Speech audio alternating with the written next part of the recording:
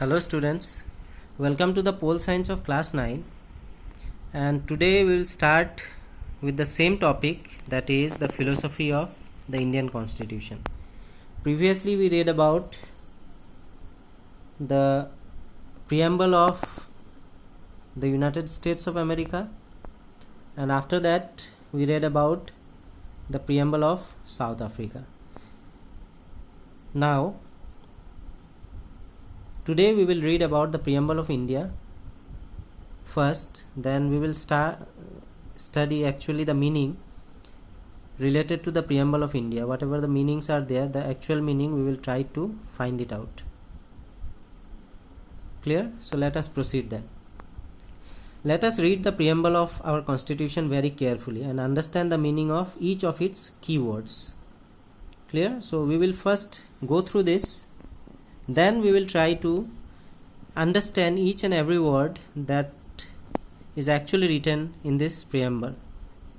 The preamble of the Constitution reads like a poem on democracy. It contains the philosophy on which the entire Constitution has been built. That means what? It is being read like what? A poem on democracy. That means this preamble is actually trying to understand us about the word democracy. What is democracy in actual form? It contains the philosophy on which the entire Constitution has been built. It also highlights what? Second thing that the preamble of India highlights is what? It highlights the entire Indian Constitution. The way it has been built, it is trying to highlight these things through the preamble. After that, it provides a standard to examine and evaluate any law and action of government. It also gives what? It provides a standard to examine. That means you can examine also and you can evaluate also any law and action of the government through this preamble. Then after that, to find out whether it is good or bad. So why there is a standard to examine and evaluate any law and action of the government? To actually find out whether it is good or bad. That means self examination and self evaluation. If you do, then you can find out whether it is good or bad. It is the soul of the Indian Constitution. So as a whole, we can say that the preamble of India is actually the soul of the Indian Constitution. So let us read the preamble first, then after that we will try to understand each and every word that is written in this preamble.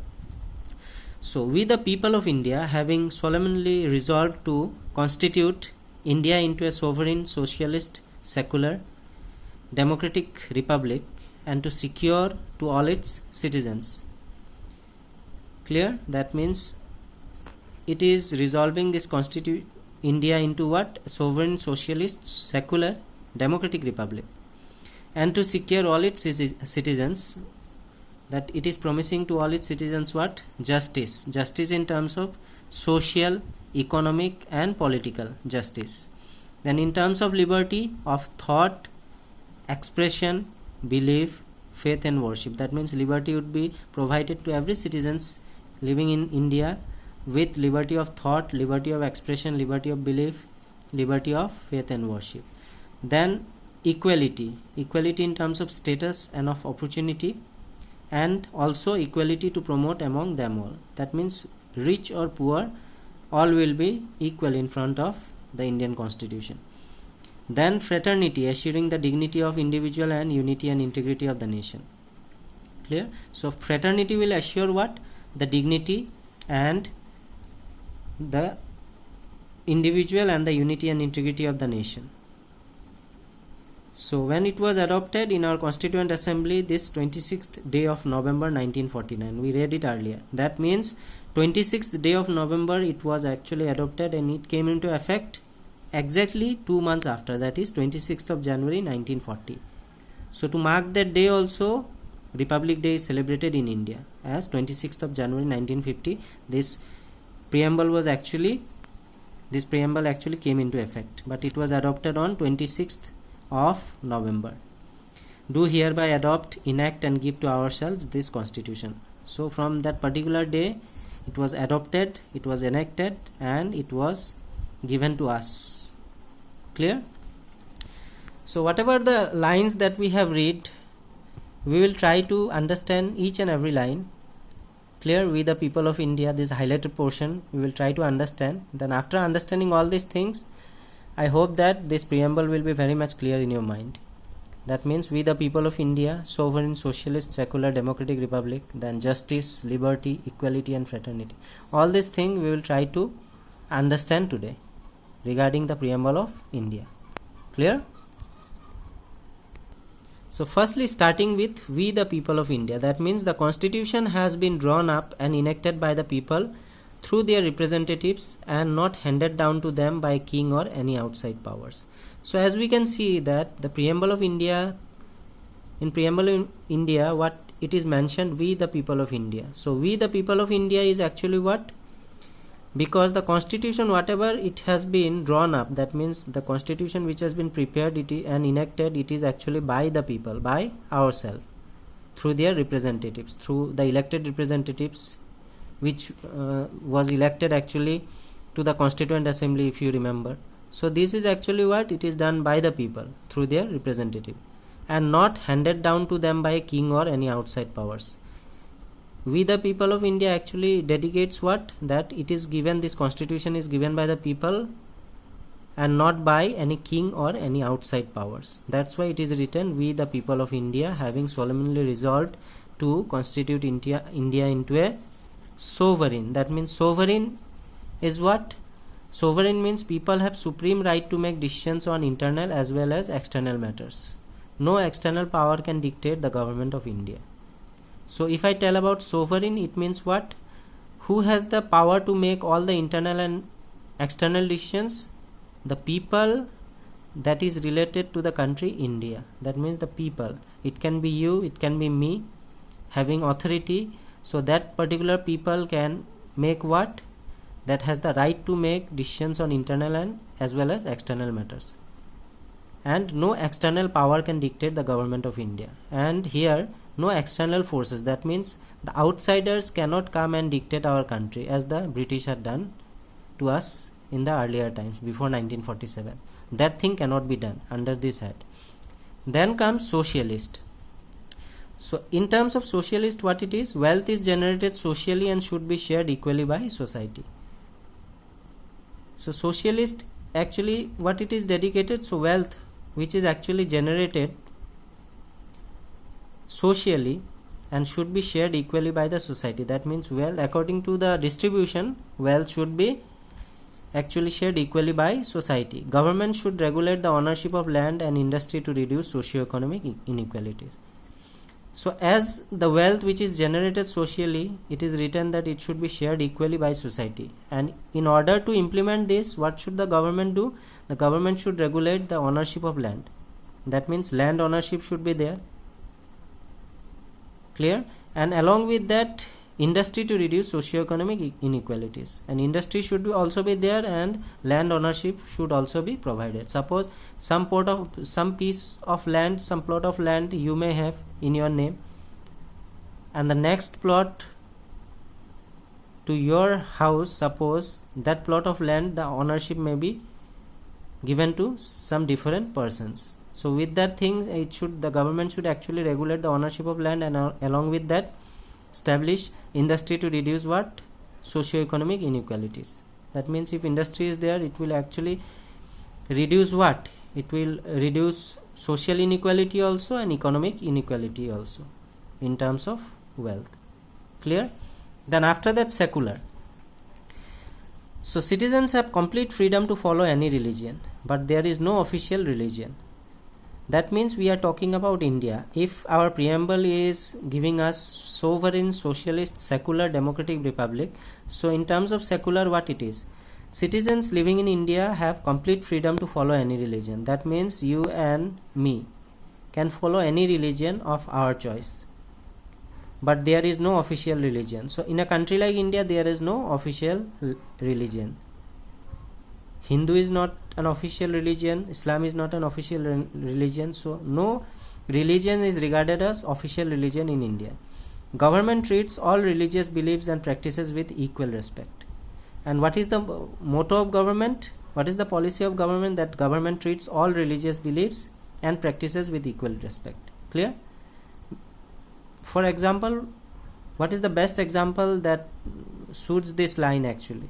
Because we get holiday in Eid also, in Christmas also, in Durga Puja also, in Mahavir Jayanti also. So like that, government is doing what? It is treating all religious beliefs and practices with equal respect, so that we the people having different religions can respect all the other religion also.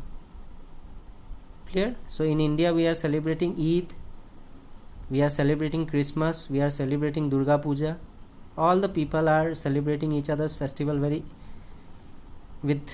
by giving respect. So all these things comes under which category? That is secular. And according to secular, what it is actually, that they are completely freedom. Actually, they are free from any pressure, and they can follow any religion regarding their choice. Then comes democratic republic. Clear? So when it comes to democratic, a form of government where people enjoy equal political rights and elect their rulers and hold them accountable. Clear? When we tell that India is a democratic country, that means what? India is a democratic country where it is what? It is a form of government where people enjoy equal political rights. That means right to vote. Through that right to vote, they elect their rulers, and when they elect their rulers through the right to vote, when that person is given some authority, and that person, suppose the PM is the real head of a country like India, so the people can also question them regarding their accountability. Clear? So this is the democratic form of government. The government is run according to some basic rules, and the government which are elected by us, actually by the people, they should also run this particular country with some basic rules and through the Constitution of India. Clear? After that comes republic, this portion, that means democratic republic. So the head of the state is an elected person and not a hereditary position. That means whatever under this head republic, what it is mentioned, that the head of the state, that means head of the state means head of the country. Who is the head of the country in India? The real head, that is the Prime Minister. So he is what? An elected person and not a hereditary position. Clear? That means he has not got the post of PM through some hierarchical order. That means father to son, and again son to his son, like that, which is followed in the monarchical form. That is not being done in this system, that is democratic or republic system. Democratic republic system. In this democratic republic system, what happens? The head of the state is an elected person. Through right to vote, we elect that person, and he heads the country. Clear? So in the republic portion, this includes actually, and he or she cannot get this position through the hereditary way. Clear? So with this, I will wind up today's topic related to the preamble, the elaborative way of understanding preamble. So today we have actually started with reading the preamble of the Indian Constitution. Then we have tried to understand elaborately about each and every point that is written in the preamble. So we started from here, we the people of India, which actually means what? We the people of India have contributed in making of the Indian Constitution. Then after that we have read about sovereign, which is related to what? The people living in India has the rights to take any decision, be it internal or be it external, and the third forces or the external forces are not allowed to take that decision. Then under the socialist head, we read that the wealth which is generated should be distributed equally, and what is the government's role in that? The government should actually do what? They should regulate first the ownership of land, and then second to establish the industry, in order to avoid what? In order to avoid social inequality and economic inequality. Then we have read about secular, under which the preamble according to the preamble of the Indian Constitution, according to secular, any person have their own choice to follow any religion in India. Clear? Because there is no official religion in India. And along with that, government treats what? All religions, beliefs and practices with equal respect.